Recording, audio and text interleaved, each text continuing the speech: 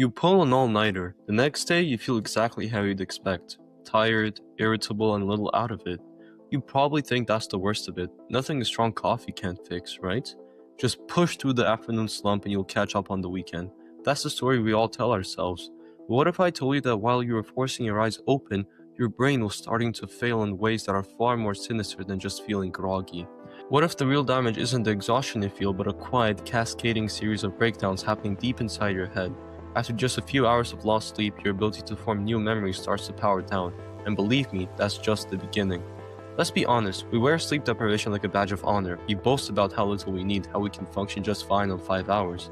But the hard, scientific truth is that nobody really functions fine. Your brain isn't a machine you can run to the ground. It's a biological organ with needs that are completely non-negotiable. Denying it sleep isn't a sign of strength, it's an act of self-sabotage. In fact, studies show that just one night of sleep deprivation puts so much stress on your brain that it can temporarily cause structural changes that mimic aspects of an aging brain. While those specific changes are reversible after you recover, they give us a terrifying glimpse into what you're putting your brain through. So today, we're pulling back the curtain on what's really happening up there when you don't sleep. We'll move past the simple feeling of being tired and explore the alarming cascade of failures, from the immediate to the long term, and reveal how a chronic lack of sleep might be setting the stage for one of the most feared diseases on the planet. Let's start with a single all-nighter. 24 hours, zero sleep. Maybe you're a student cramming for an exam or a new parent on baby watch. As the hours tick by, you feel the familiar waves of fatigue, the brain fog, the heavy eyelids, but beneath the surface your brain is already in crisis mode. The first and most immediate casualty? Your memory. The part of your brain responsible for making new memories is called the hippocampus. Think of it as your brain's save button.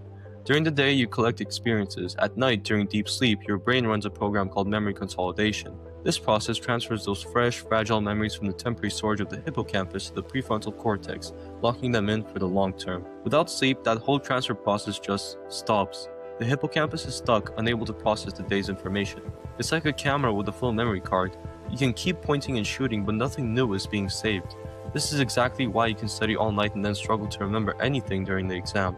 You weren't just tired, your brain was biochemically blocked from forming the memories you needed.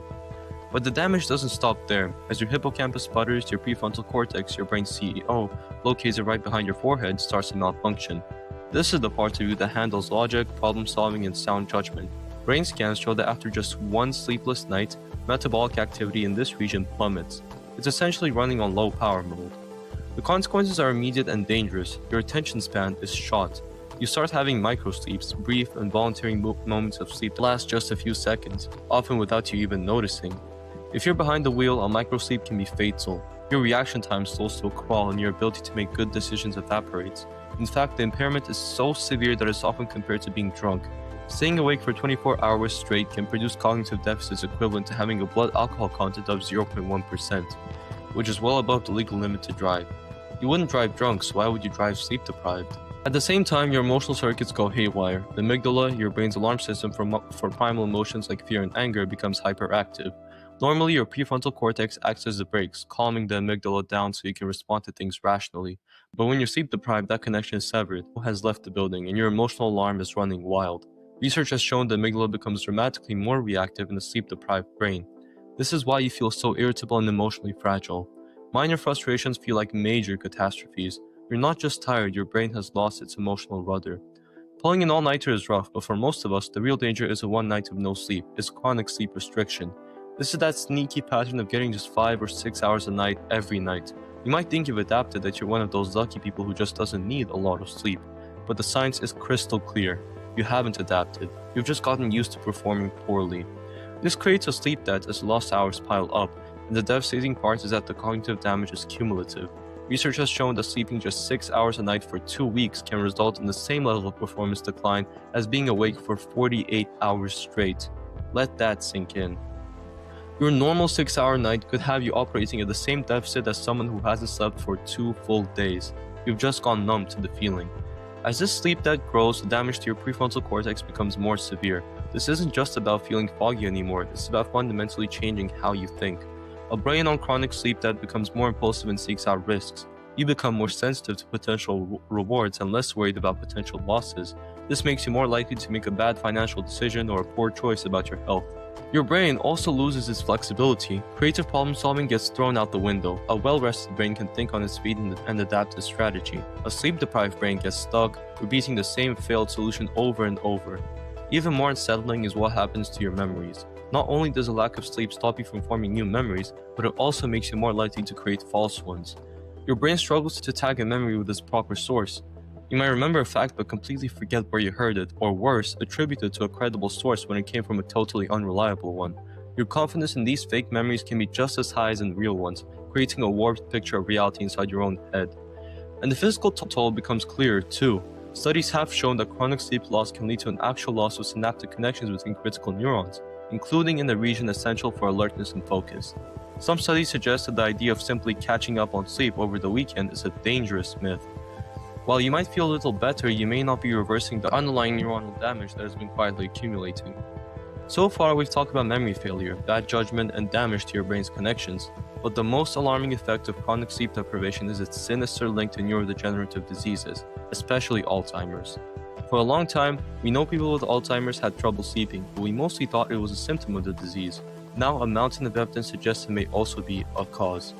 To understand this, you need to know about your brain's private cleaning service, the Glimpmphatic System. Discovered only recently, this system is your brain's dedicated waste clearance crew. During the day, your brain cells are hard at work and they produce metabolic waste. One of the most famous of these waste products is a protein called beta-amyloid. In a healthy brain, beta-amyloid gets cleared away, but in the brains of Alzheimer's patients, it clumps together to form the sticky, toxic plaques that are the hallmark of the disease. So, how does the brain clean itself? The Glimpmphatic system is like a cerebral dishwasher. It uses cerebrospinal fluid to flush these toxins out. But here's the kicker. This system is overwhelmingly active while you sleep, and not just any sleep, it kicks into high gear during deep, slow-wave sleep. During this phase, your brain cells can actually shrink by up to 60%, widening the space between them so the cleaning fluid can flow through and wash away the trash more effectively. When you chronically skip out on sleep, especially deep sleep, you're essentially firing your brain's cleaning crew. Night after night, you leave more metabolic junk behind. That beta-amyloid that should have been flushed out remains, increasing its chances of clumping together into toxic plaques. Studies have confirmed that even a single night of sleep deprivation can lead to a measurable increase in beta-amyloid levels in the brain. The long-term implications are staggering. A landmark study followed nearly 8,000 people for 25 years and found that those who consistently slept 6 hours or less per night in their 50s and 60s had a 30% higher risk of developing dementia later in life, compared to those who got a solid 7 hours. And that was even after accounting for other health factors. Years of skimping on sleep could literally be setting the stage for one of the world's most devastating diseases. The message from the scientific community is becoming terrifyingly clear. Sleep is not a luxury. It is a non-negotiable biological function for keeping your brain clean and healthy. Skimping on it isn't just about feeling tired tomorrow, it's about raising your risk of dementia decades from now. After hearing all of that, it's easy to feel a little panicked, especially if you've been burning the candle at both ends for years. But here's the hopeful part. You have the power to change this. While you can't erase the past, you can take decisive action to protect your brain for the future, starting tonight. It's not about some magic pill, it's about getting back to the basics of good sleep. First, prioritize consistency. Your brain loves a routine.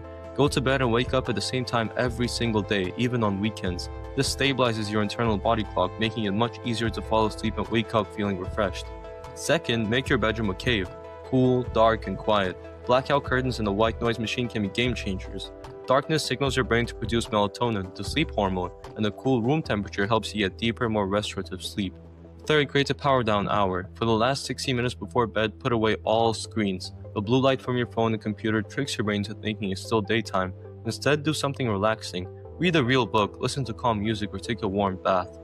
Fourth, watch what you eat and drink. Avoid caffeine for at least 8 hours before bed. And while a glass of wine might make you feel drowsy, alcohol wrecks your sleep later in the night, especially the deep sleep your brain needs for that nightly cleaning cycle.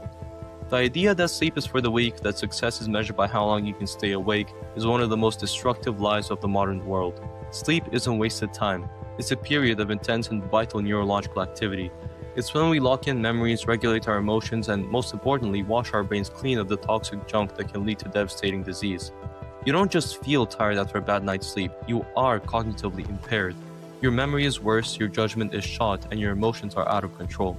Over the long term, this isn't a temporary problem. It's a potential pathway toward irreversible damage and the dramatically increased risk of dementia. The choice, ultimately, is yours. You can keep treating sleep as an optional luxury, or you can start treating it as the biological necessity it is. The health of your brain, both today and decades from now, depends on it. These steps are simple, but they're profoundly effective. They aren't just tips, they're essential maintenance for the most important organ you own.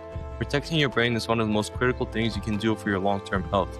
If you're looking for even more powerful techniques and habits to transform your sleep, I break them all down in another video, which is right here on the screen. Thank you for watching.